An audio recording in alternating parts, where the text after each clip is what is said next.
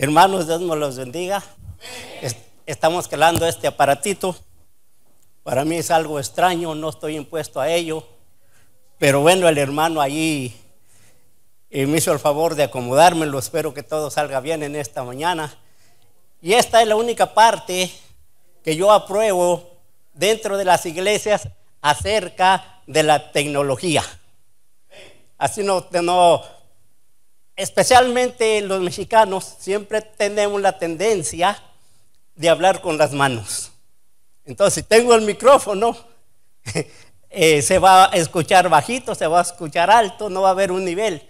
Pero gracias a Dios por la tecnología. En esta mañana, la hermana comenzó con el Salmo 91. Parafraseándolo, está diciendo: el que mora bajo la sombra del Altísimo. Es una cosa que nosotros, para mí, como dice ella, ese es uno de los salmos que para mí más bien es una de las más hermosas poesías en la Biblia. Pero nosotros no solamente tenemos que recitarlo y aprendérnoslo. Nosotros tenemos que imprimirlo, tenemos que ponerlo en nuestro corazón y vivir día a día con ese salmo. ¿Cuántos de ustedes saben que la misericordia y el favor de Dios es para los santos de Dios? O sea, para ustedes y para su servidor.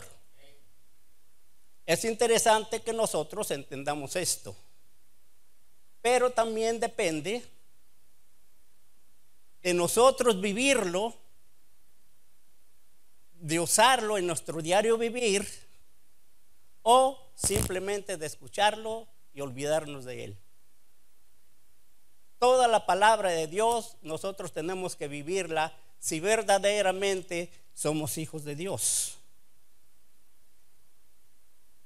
En esta mañana yo traigo, no es una prédica, sino una exhortación acerca del temor de Dios. Y sabemos que en el temor de Dios tiene una variedad de aspectos. Y el título de este día es Un principio abandonado. Vamos a estar hablando acerca de la moral, los principios morales. Cuando en la iglesia se habla de principios morales, nosotros como seres humanos siempre se nos paran las antenitas y decimos, bueno, va a hablar de los principios morales, quiere decir que va a hablar acerca de lo sensual. Pero no es así. Es parte, pero no es así. Este no es el enfoque de la exhortación de este día. Sino que vamos a estar hablando de un principio en el cual ya casi no se habla en las iglesias. Vamos a hablar del temor de Dios y vamos a hablar de la sabiduría de Dios, que son dos cosas muy importantes en la vida del cristiano. Oremos. Padre Celestial, te damos las gracias porque nos permites estar delante de tu pueblo una vez más. Sé tu Espíritu Santo trayendo revelación a la palabra. Sé tú dirigiendo mis labios, que de mis labios no salga palabra, sino es para exhortar a tu pueblo. Así que, hermanos, tomen asiento, Dios me los bendiga. Y traigo como base Primera de Crónicas, capítulo 28, versículo 9. Y esta es una advertencia que David le hace a su hijo Salomón antes de que él subiera al trono, antes de que él ocupara el reino. Lo tenemos y dice de esta manera: y tú, Salomón, hijo mío, reconoce a Dios de tu padre y sírvele con corazón perfecto y con ánimo voluntario, porque Jehová escudriña los corazones de todos y entiende todo intento de pensamiento. Si tú le buscares, lo hallarás, mas si lo dejares, él te desechará para siempre. Hermano, como yo siempre digo, para mí es un privilegio traer la palabra de Dios. No es fácil cuando usted está hablando enfrente de tanto teólogo. Yo sé que aquí hay personas teólogas, hay personas que son bien duchas en la palabra, pero como usted se da cuenta, las bancas están vacías. ¿Por qué están vacías? Precisamente porque no hay temor de Dios. Esa es una de las razones principales por qué las iglesias se han estancado. Esa es una de las razones por qué aquellos que tienen el llamado de Dios, por ejemplo, líderes y aún pastores, se alejan de la palabra de Dios. Y es porque no hay temor. No han entendido realmente el concepto del significado del temor de Dios. En la Biblia y teológicamente se dice que nosotros tenemos que tener un temor reverente. Pero para mí, conociendo la palabra de Dios y como Él es soberano y Él tiene el derecho de castigar el pecado, para mí yo le cambiaría, en vez de un temor reverente, yo le cambiaría, por ejemplo, un temor de terror.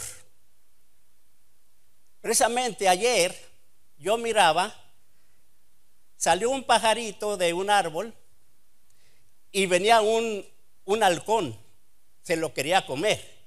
Hermano, el pajarito se defendía con uñas y dientes, volaba por una rama, volaba para otro, chille y chille, se escondía. Y me llamó la atención eso. Y eso es lo que nosotros como cristianos tenemos que aprender. Nosotros no solamente tenemos que tener un temor reverente de Dios, sino que el temor de nosotros, a causa de la ira de Dios, tiene que ser un temor de terror. De otra manera, no va a haber un cambio en nuestras vidas. Voy a estar leyendo unos versos aquí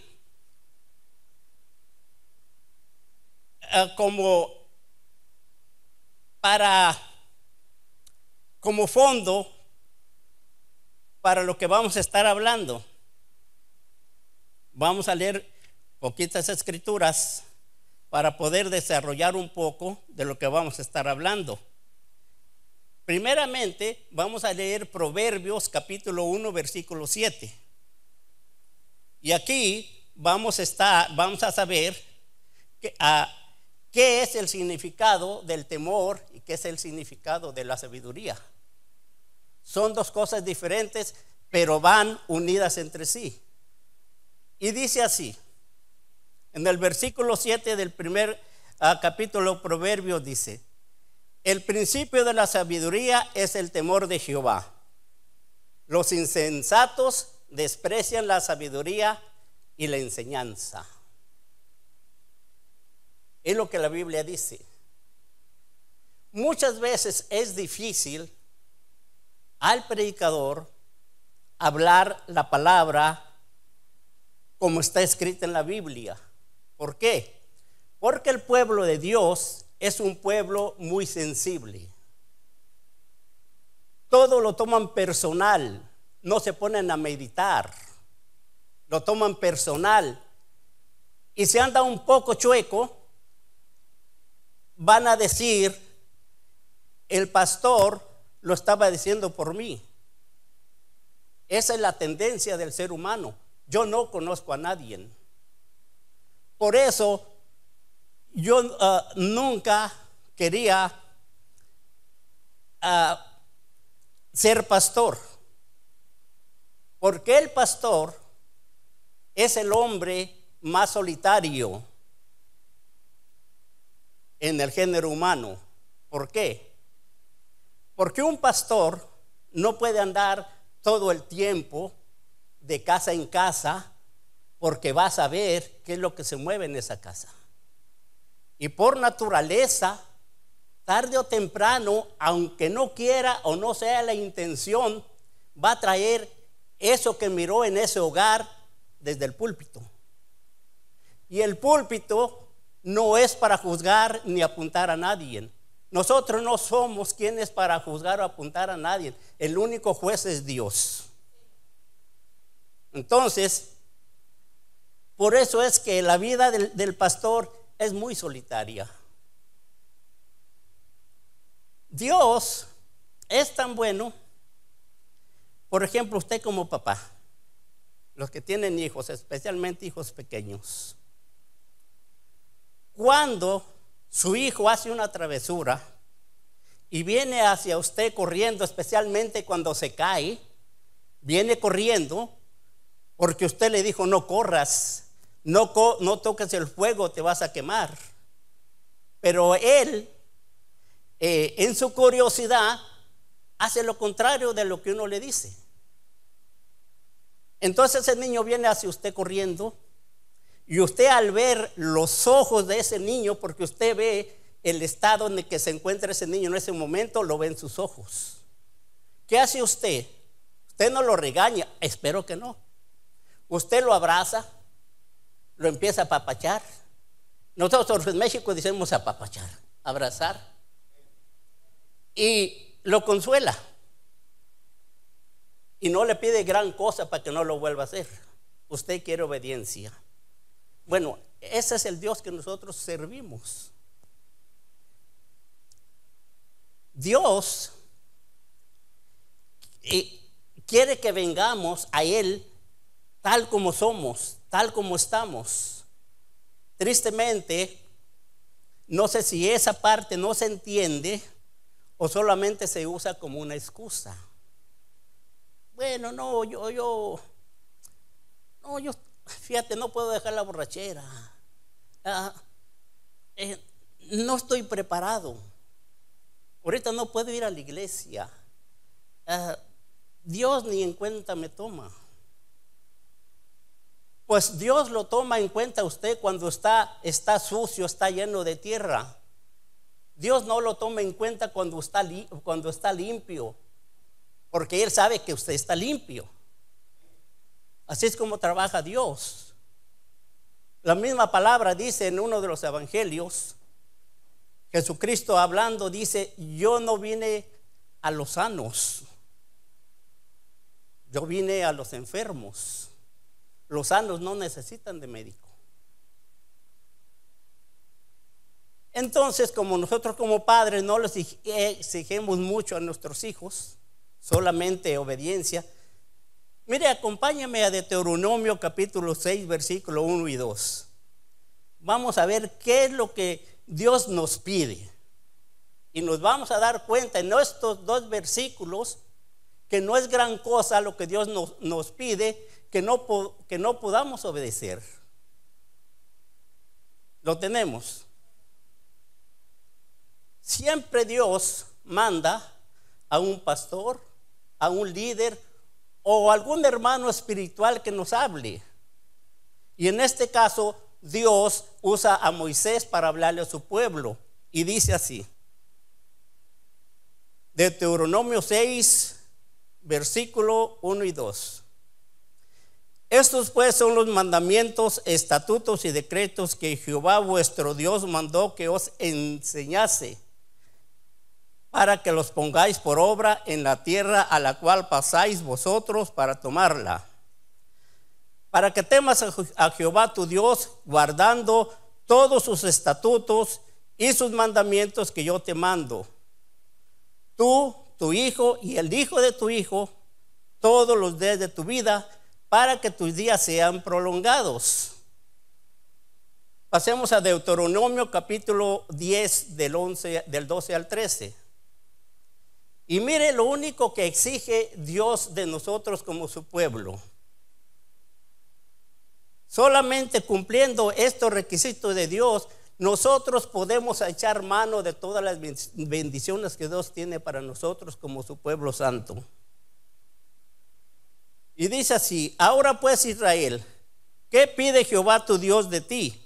Sino que temas a Jehová tu Dios, que andes en todos sus caminos y que lo ames y sirvas a Jehová tu Dios con todo tu corazón y con toda tu alma, que guardes los mandamientos de Jehová y sus estatutos que yo te prescribo hoy, para que tengas prosperidad.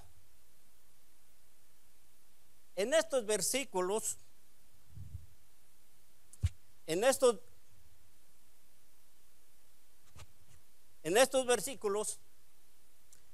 podemos ver que Dios quería que su pueblo lo amara y le temiera reverentemente, y que no cambiara su amor sincero por simples formalidades externas y religiosas, tales como guardar los mandamientos y ofrecer sacrificios. Lo único que pedía a su pueblo era un corazón que lo amara y lo honrara sinceramente.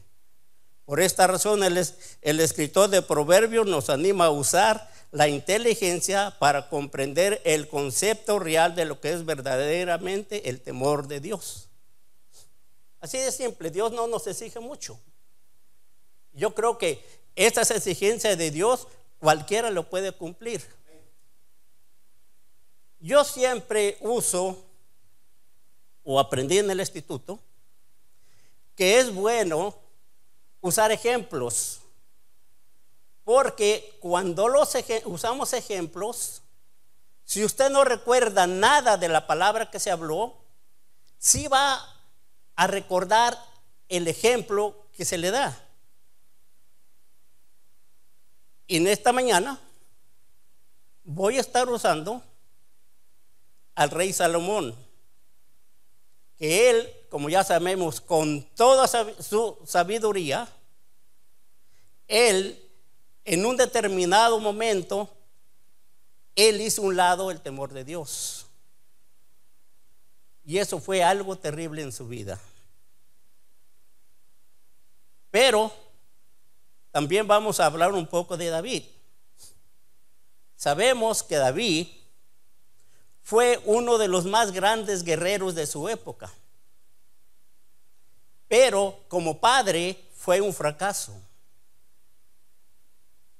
David fue lo mejor de los reyes de su tiempo, pero como padre fue un fracaso.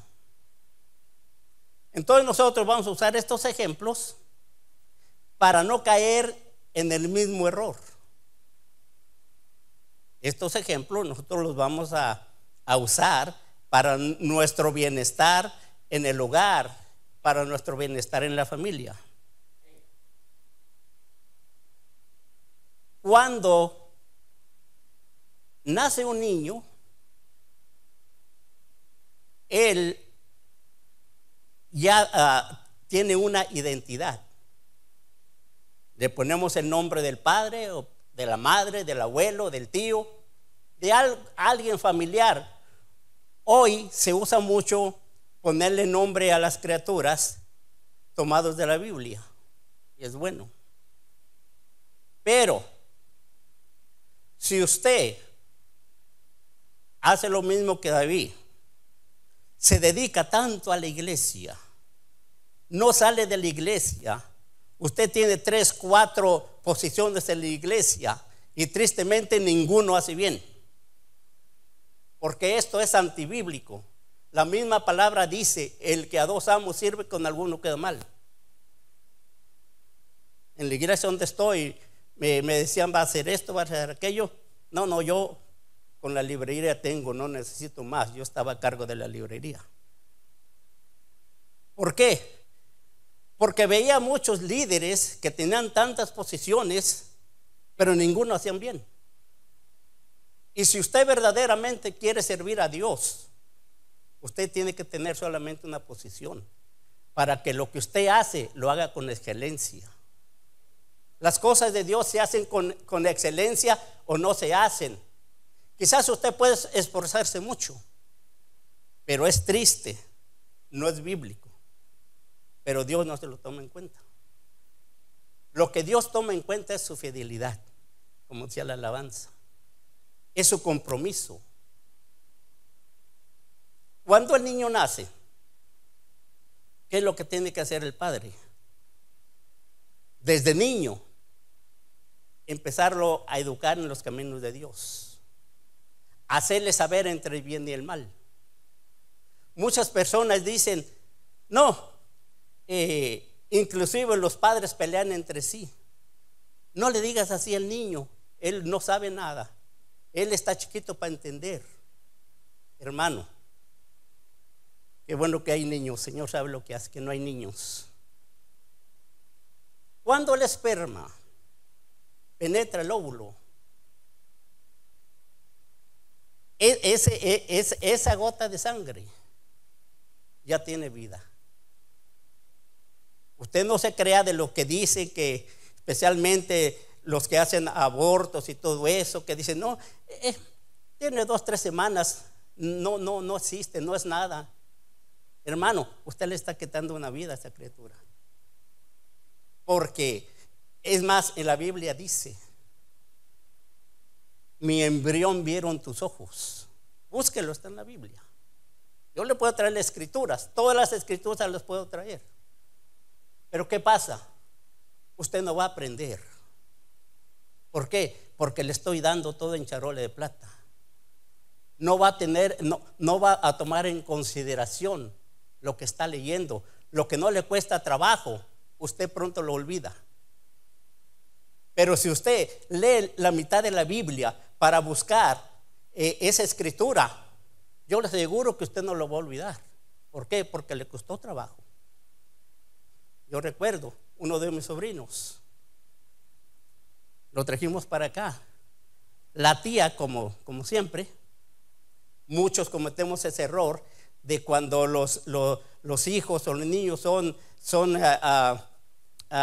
golpeados o maltratados, siempre tenemos la tendencia de crecerlos con un estilo de lástima.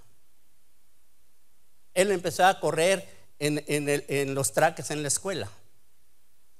Y en ese tiempo salieron unos tenis que se llamaban Nike.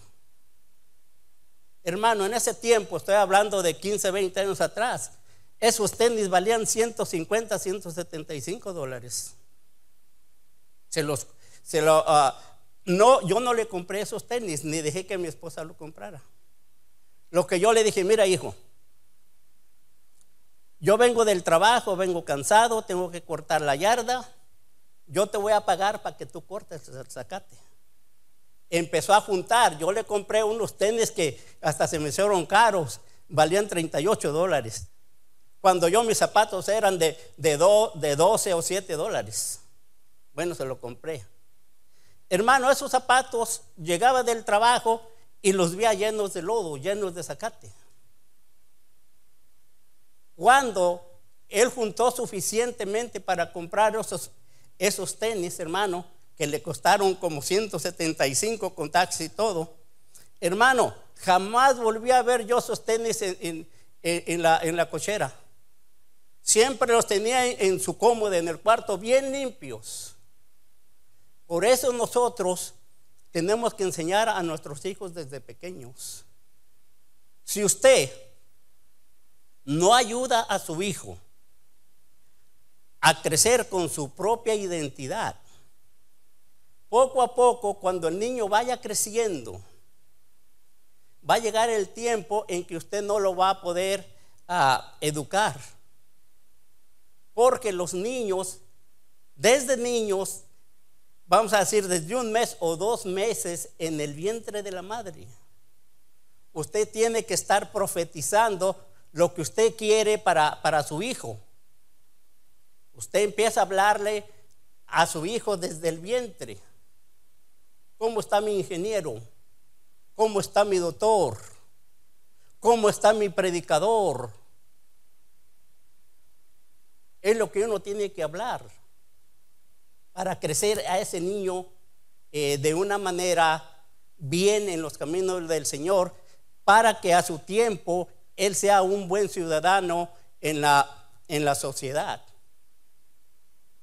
en la cual a nosotros nos tocó vivir. A nosotros nos tocó vivir en una sociedad tan pervertida que muchos de nosotros muchas veces caemos en esas tentaciones. Lo mismo pasa en el terreno, en el ámbito espiritual. Cuando nosotros nacemos de nuevo, aceptamos a Jesucristo, tenemos el nuevo nacimiento, nosotros automáticamente recibimos el Espíritu Santo de Dios.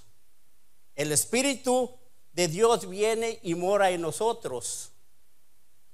Pero ¿qué pasa? Igualmente con el niño, con el pequeño.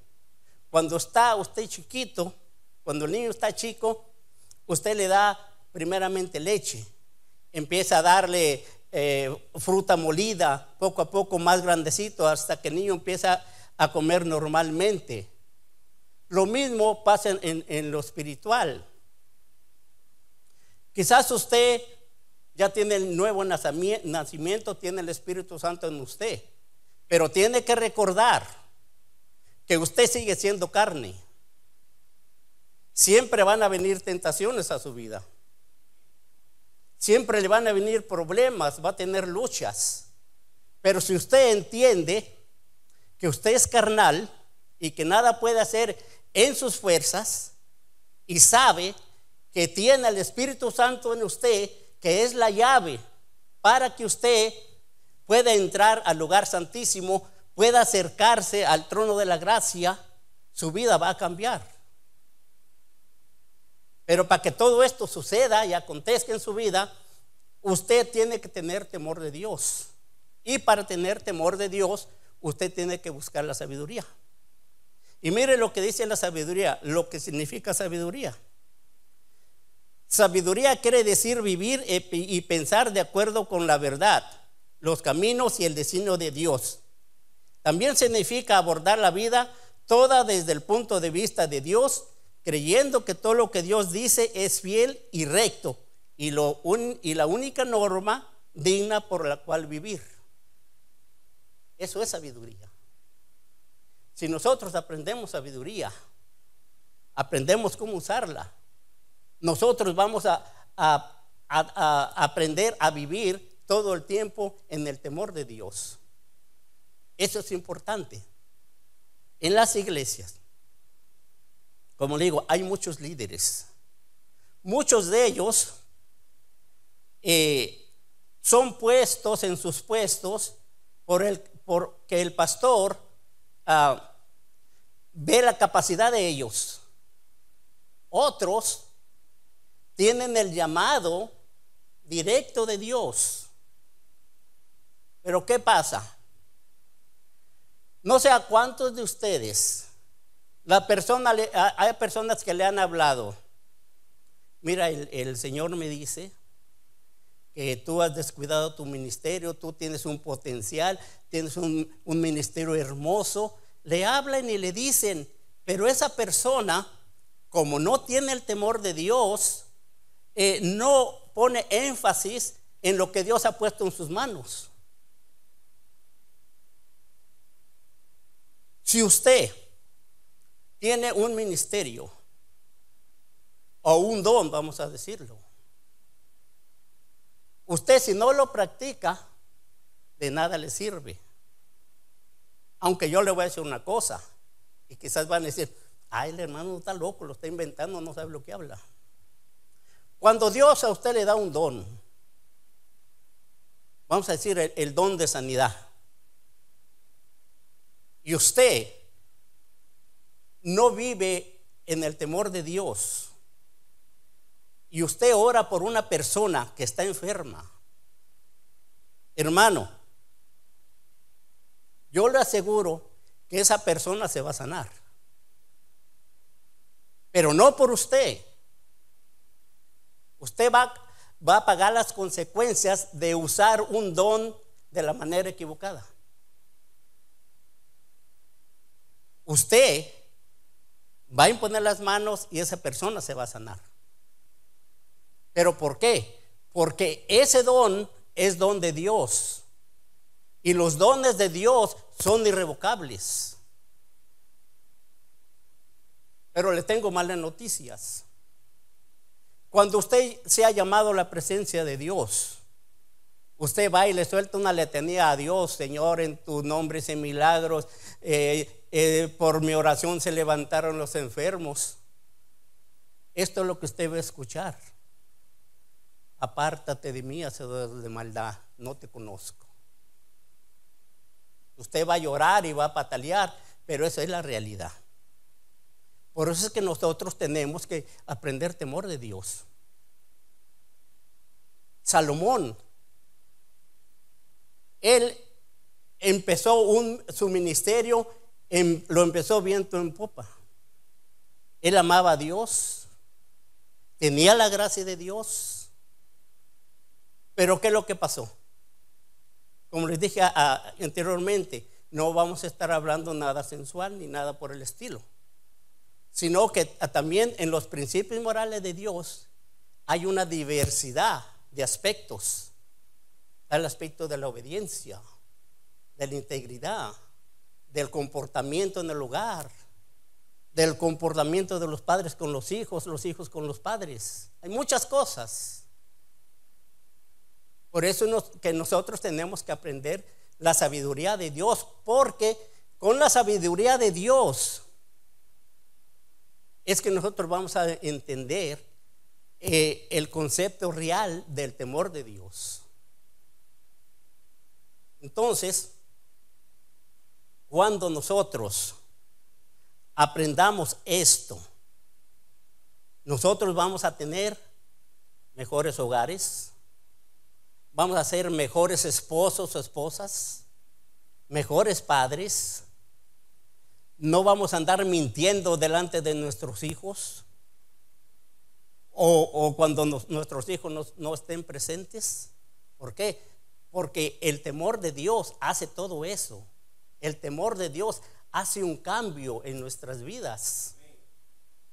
¿Por qué cree usted que aún dentro de las iglesias, si usted ve las estadísticas acerca de los divorcios, hay más divorcios en el pueblo de Dios que en el mundo secular? Líderes se están divorciando. Líderes que tienen un puesto prominente dentro de la iglesia se están divorciando. Y tristemente dicen: yo amo mucho a mis hijos. ¿Cómo me explica usted que siendo padre ama a su hijo y se aparta de su verdadera madre o padre para darle un padrastro o una madrastra? Yo no entiendo esa parte en el ser humano que dice: yo amo mucho a mi hijo. Si lo amara, ni por su mente pasaría el divorciarse de su pareja. Al contrario, usted iba a estar recordando todo el tiempo cuando usted empezó a cortejar a esa mujer, a esa novia, cuando le llevaba flores, cuando gastaba todo, vamos a decir, todo lo que los padres nos daba de domingo para llevarle una flor a la muchacha. En mis tiempos se usaban las diademas del pelo. Bueno, se le compraba a la novia alguna diademita, algo se le compraba. Pero como no fomentan ese amor, ya no le compra rosas, ya no le compra chocolate, ya no la lleva al cine, ya no la lleva al parque. La tiene como esclava en su casa cuidando a los niños. Quizás la manda a trabajar. La pobre mujer está trabajando y aparte de eso tiene que venir a recoger los niños de donde se los cuidan, atenderles a los niños. Y el hombre llega a casa cansado, avienta los zapatos por ningún lado, se sienta: sírveme, vieja. Atiende al niño, está llorando. ¿Y el hombre? Si el niño no nació solamente de parte de la mamá, Hubo 2 personas que lo procrearon. Así es la palabra de Dios. Nosotros tenemos que nutrirnos de la palabra de Dios. Por esa razón las sillas están vacías en las iglesias. Ni aún los líderes que tienen un puesto prominente toman el tiempo para estar dentro de la iglesia. Prefieren andar en el parque por allá, sin darse cuenta que estamos viviendo los últimos días. ¿Quién le va a decir a usted si en este momento no viene Dios? ¿Cuántos vamos a ser levantados? Como dice la palabra, no estamos aquí todos los que somos, ni somos todos los que estamos. Uno tiene que vivir o tratar de vivir siempre en el temor de Dios. Salomón no lo hizo con toda su sabiduría. Así que el que tenga usted mucha sabiduría y mucho conocimiento, eso no le garantiza una vida espiritual. Lo que le garantiza la vida espiritual es una búsqueda constante de la palabra de Dios. Eso es importante. Y los ministros o los predicadores de la palabra de Dios tienen que hablar estas cosas, no para juzgar a nadie, sino para crear conciencia. La misma escritura dice: al que Dios ama, Dios castiga. Es lo que la palabra dice. Pero el castigo de Dios, Dios no quiere hacernos daño. Él quiere que creamos conciencia, que vengamos a Él así como estemos, sucios, malolientes. Quizás usted un día tiene un tropiezo, se emborracha. No, yo no voy a la iglesia porque me van a oler a vino. Usted no se preocupe de lo que el hermano piense. Usted preocúpese de lo que Dios piense de usted. Tenga cuidado de no apartarse mucho de la iglesia, porque Dios tiene una línea que no podemos atravesar. Usted lea el capítulo 15 de Jeremías. Dios se cansa. Es cierto, Dios es misericordioso, Dios es amor, pero también es fuego consumidor. Usted vea el capítulo 15 de Jeremías, cuando Dios le dice: aún los dejé sin hijos, pero aún así no se volvieron. En la primera parte le dice: háblale al pueblo para que se convierta y yo los sane. Pero luego dice: no les hables, no hagas ayuno, ni siquiera ores, ni siquiera intercedas, porque no te voy a escuchar. Estoy cansado de arrepentirme. Así dice la palabra de Dios. Por eso es que nosotros tenemos que usar la sabiduría y tener y entender el concepto real del temor de Dios. Dios es un Dios de segundas oportunidades, porque Dios no quiere que nadie se pierda, sino que vengamos al arrepentimiento y tengamos vida y vida eterna. Ese es el Dios que nosotros servimos.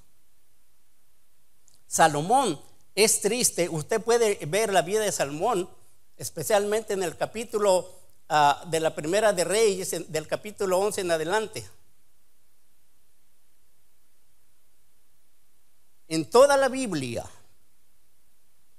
no hay una parte donde diga que Salomón se arrepintió. Él se perdió porque él así lo quiso. Esa fue decisión de él. Pero si usted está aquí y de una manera u otra usted se ha apartado de Dios, ha caído, hermano, usted puede venir delante del altar, pedirle perdón a Dios, y Dios lo va a tomar tal y como está usted, ya sea un pecador o sea un santo. Dios lo va a tomar y Dios lo va a limpiar. Si usted tiene algún ministerio dentro de la iglesia, y si este esta exhortación le sirvió de algo y quiere pasar al altar, yo voy a hacer una oración en general. Y Dios, si usted ha estado faltando al compromiso que Dios puso en su corazón, al ministerio que Dios puso en sus manos, y quiere ser restituido en esta tarde, si usted viene con un corazón arrepentido, Dios lo restituye. Así que el altar está abierto, hermano. Hasta aquí les traje esta exhortación. Aquel que quiera pasar, vamos a hacer una oración general para aquel que esté dispuesto a verdaderamente tomar el reto de servir a Dios.